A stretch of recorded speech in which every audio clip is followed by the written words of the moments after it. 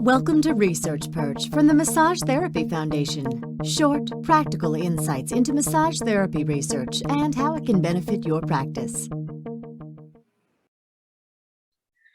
Hi, everyone. My name is Adrienne Asta. I'm a licensed massage therapist, and I am privileged to serve as the chairperson for the Community Service Grant Review Committee for the Massage Therapy Foundation. And I'm thrilled today to introduce you to Jenny Harrow-Keeler of the Integrative Healers Action Network.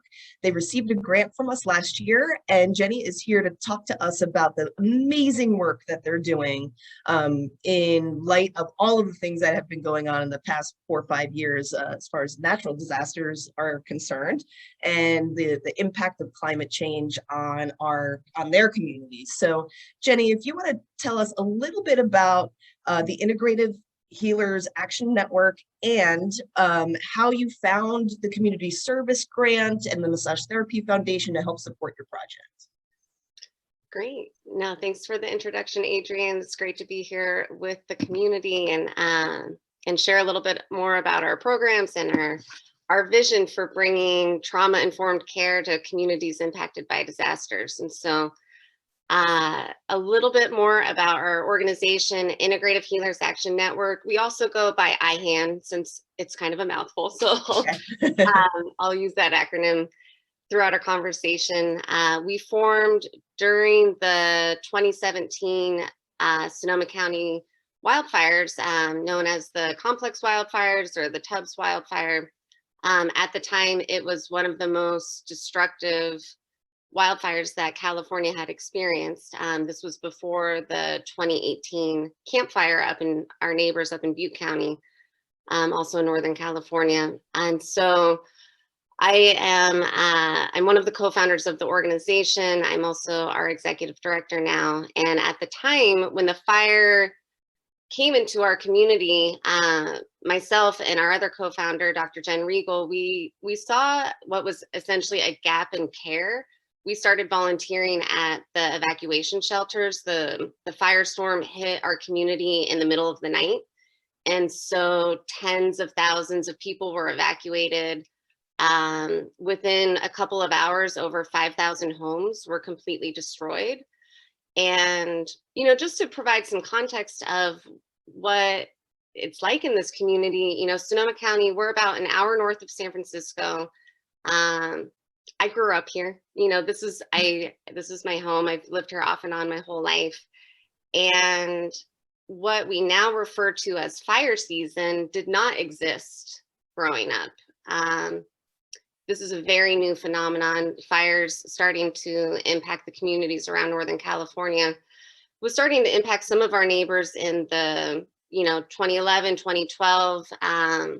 But Sonoma County had never experienced anything like this before. And so what happened was, it completely took us off guard. And because the fire was so widespread, there were multiple evacuation centers. There were multiple first responder base camps. We had firefighters coming in from not only all over the state of California, but all over the country and even all over the world. We had firefighters from Australia come in and assist us because it was that difficult to contain. It actually took 3 weeks to completely contain. The majority of the fire hit a city by the name of Santa Rosa, which is where I live. Which is, a pretty urban city. The neighborhoods that got impacted were very densely, populated. And so what we saw, Jen and I, when we were starting to volunteer at the shelters was a lot of trauma, a lot of overwhelm, a lot of dissociation for people who were evacuated and who had left their homes. And so because our fire coincided at the same time or right after Hurricanes Harvey and Irma, the American Red Cross they were overwhelmed with disasters as well. And so the national staff for the Red Cross, it took them a while to land on the ground here in Sonoma County. And so we had a lot of local volunteers who were managing our shelters. And so when Jen and I went into the main Red Cross shelter in Santa Rosa and asked permission if we could bring our colleagues and our friends into the shelter and set up a clinic, because we saw people in such a state of overwhelm and trauma that we knew instinctually.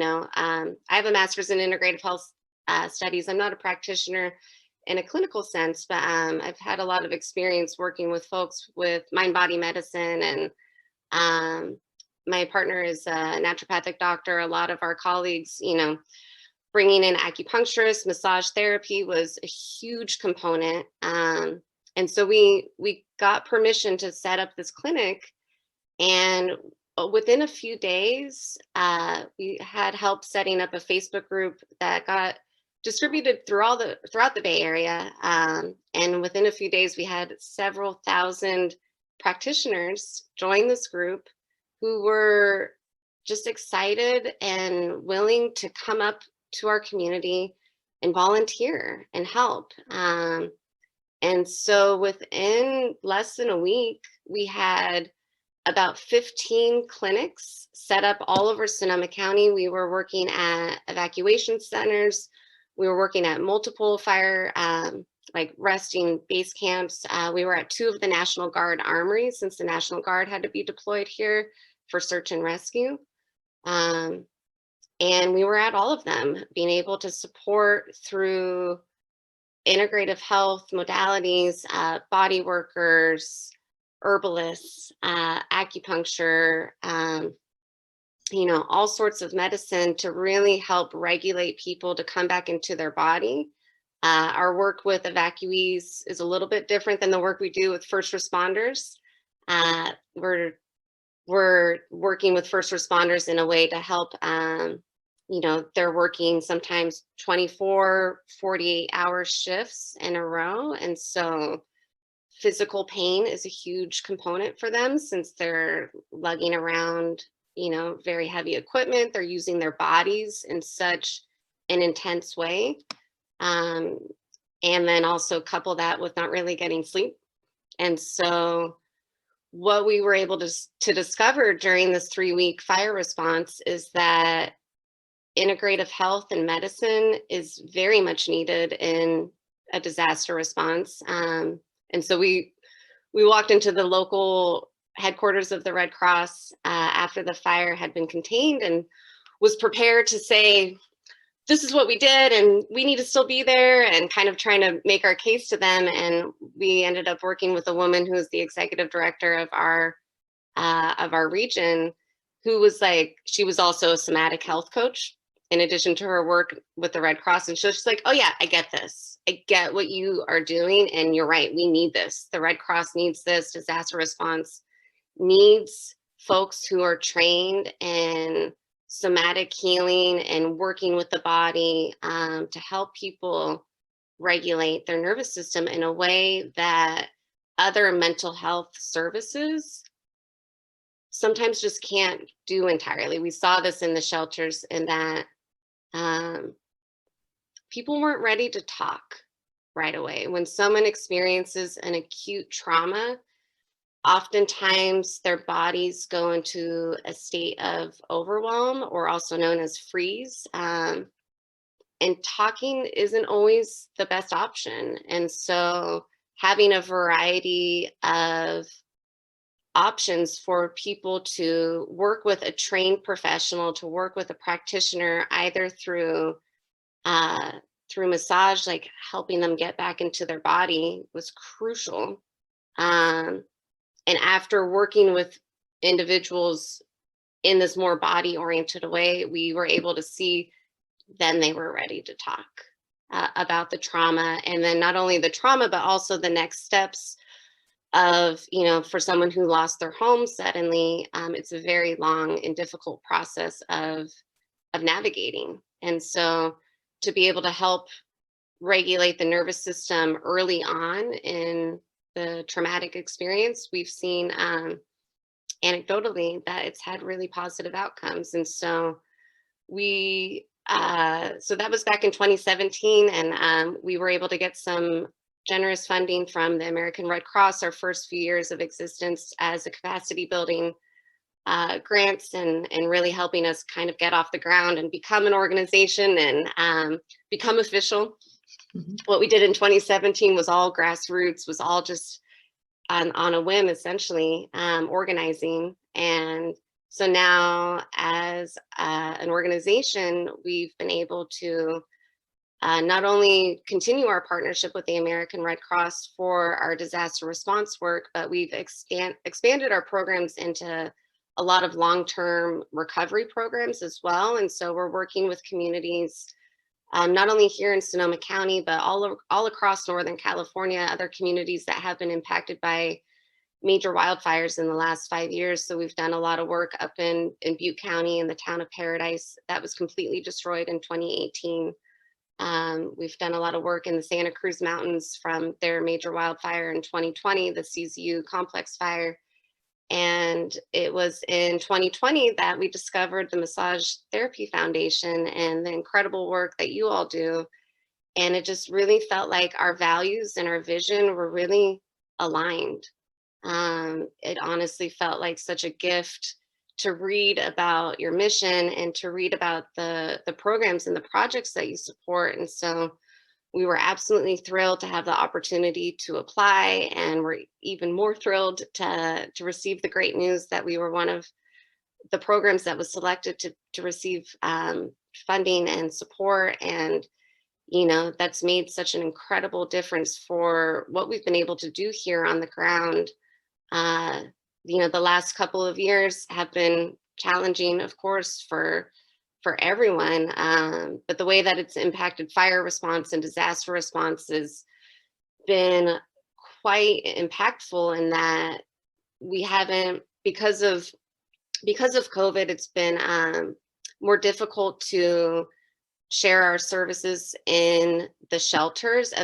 Even there hasn't really been shelters in the same way the last couple of years. The Red Cross has been wanting to avoid congregate sheltering at all costs to help stop the spread. And so we've been given the opportunity the last couple of years to, like many organizations, to pivot, to think outside the box and say, okay, how else can we work with individuals and communities that are impacted by the fires, not only during the fire, during the response, but what we're learning now that we're in our 5th year as an organization, is that a lot of the healing and recovery happens in the years after the disaster. And so we're really grateful to have multiple long-term recovery clinics, specifically focused on helping people who have lost their homes from a fire. And then we're doing a lot of work with firefighters, with first responders.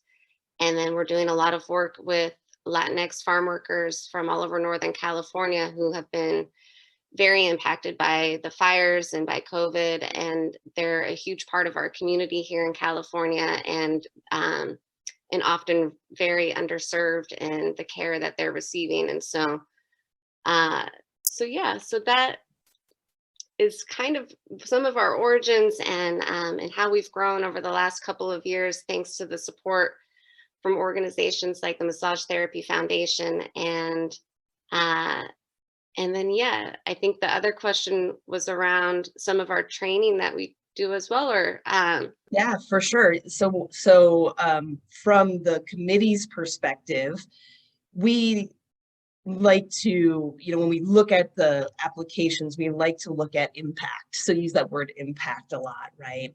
And when we see not only are the people who we're trying to serve get some benefit, but we see the community around them also see the benefit of your work, that is high impact for us. And that is kind of the penultimate of applications. And one of the ways that you do that is through your training. You have a trauma-informed care training program.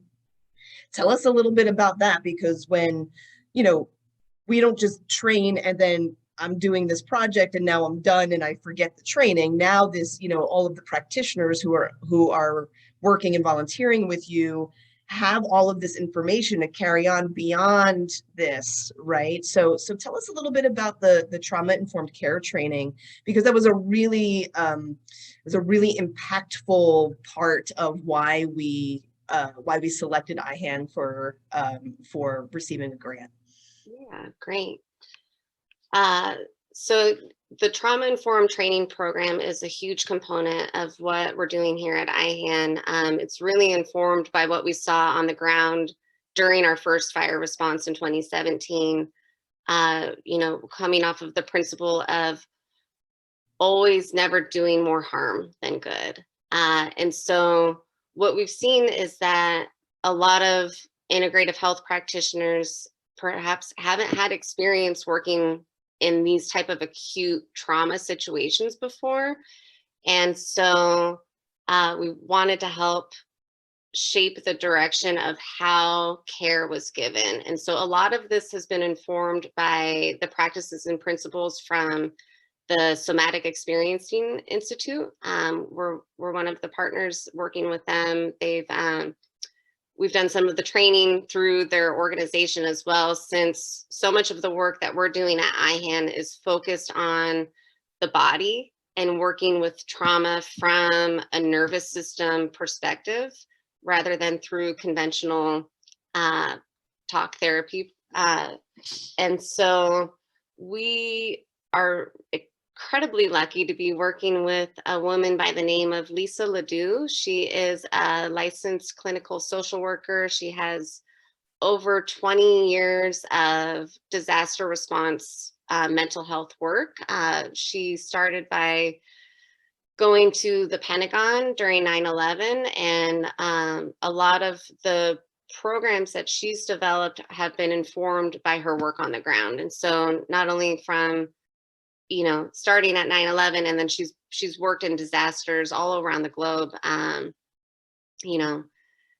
tsunamis in Thailand and earthquakes in Mexico and hurricanes in Puerto Rico. And about 4 years ago, Jen, my partner, we were listening to a podcast that she was being interviewed by, and everything she was describing and the ways that she works with individuals during an acute disaster response, her and I just had complete goosebumps of like, this is what we're wanting to accomplish. This is what we're doing, is helping people get back into their bodies in a way that is slow and that is safe and that is completely guided by the principles of trauma-informed care. And so it took a little while to be able to find her, but we eventually did. And she's become a great friend and a great mentor to Jen and I. And she's the one that's helped us in a lot of ways create the core of our trauma-informed training. And so our training is broken down into a few different components. We have training that is for all of our volunteers, whether you're a massage therapist or an acupuncturist or a naturopathic doctor, or one of our administrative volunteers as well, which are a huge component of the work we do. We want everyone who is volunteering and working with us to have this essential training of what it means to just orient to individuals who are in acute trauma, and guided by the principles of somatic experiencing, to really work with their nervous system in a slow way. And we do this and then we have trainings for all of our individual professions that we're bringing into our volunteer pool. So for example, for our massage therapy training, we're really teaching and guiding our volunteers and our practitioners to work with the clients, to work with the folks they're serving in a way where we're not bringing them into deep relaxation, because that, from a nervous system perspective, if someone's way up here, and if with a really deep and long massage, if they go from here down to here, just like this, that can actually cause more harm than good to their nervous system, and therefore to their mental and physical health. And so the training that we're sharing is, how to, using some of the language from somatic experiencing, offer some titration to move slowly. And so for when we're operating our clinics, for example, inside a Red Cross shelter during an active fire, during an active disaster, we train our clinicians to do short sessions, roughly 15 to 20 minutes, and to talk to them in a way, to talk to the client in a way that is really empowering, that's using some language of kind of like helping them orient back into their body and giving them the power to say, this might feel a little overwhelming to me, or this might not, and especially because a lot of the clients we're working with are coming from a variety of cultures and using a variety of languages. So cultural competency is a huge part of our trauma-informed training as well. We were able to add that to the fold in the last 2 years. And so our vision is really just to empower all of our practitioners with as many tools as possible to feel comfortable and to feel confident in working with these individuals and communities who are still, they're navigating what might be the worst day of their life. And then especially for the long-term recovery clinics, the impacts that the trauma is having on their mental health and their physical health may be kind of below the surface. It might not be presenting in a way that is completely noticeable. And so we're training all of our volunteers to ask powerful questions and to really be working in a way that we're giving the client the opportunity to slowly orient back into their body. Slow is key. And we're also partnering with organizations like HeartMath, where the mind-body medicine component is a huge part of what we're doing. We're really trying to have this fully integrative approach. And so what I love about our clinics, and after studying integrative health for my master's, I'm being able to see in real life what I wish our medical systems were able to emulate on a larger scale. But what we're doing on a smaller scale with disaster response and recovery is the integration between multiple modalities. So we're training our massage therapists who are working with a client and asking these questions and able to work in a way that is slow and trauma informed. And from there, they can refer to another clinician with a different modality within the same clinic, since we're all working side by side together. And so homeopathy, for example, is a big part of our clinics. And so we're training all of our practitioners about each of the different modalities that we're offering as well. And so sometimes, we're empowering, for example, our massage therapists, if they see a client who they're actually determining that maybe massage might not be the best first thing for them, it might actually overwhelm their nervous system to go from the super heightened space into the deeper relaxation. And so they might say, actually, why don't you talk to this person who's trained in HeartMath, and they can help you, focus on some breath work first, and then come back for the massage, and then move into, another modality. And so the key is really around communication, and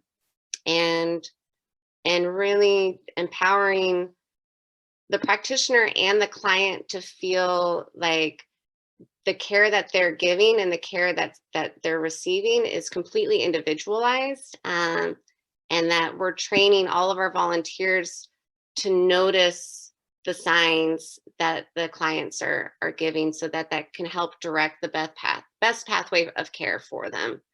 How many volunteers does Ihan have, and how many of those volunteers are massage therapists? Great question.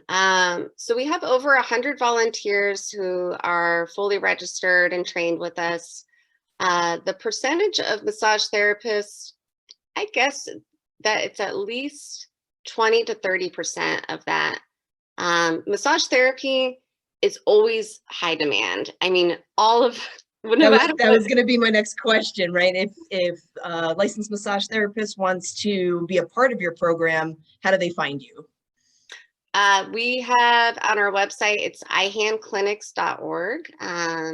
There's a section for learning more about how to volunteer with us. And then there's a few different pathways to go. There's, a way to initially just to register. We do vet all of our practitioners to make sure that they have the license or the certification. And then also it's required that all of our practitioners carry their own liability insurance as well.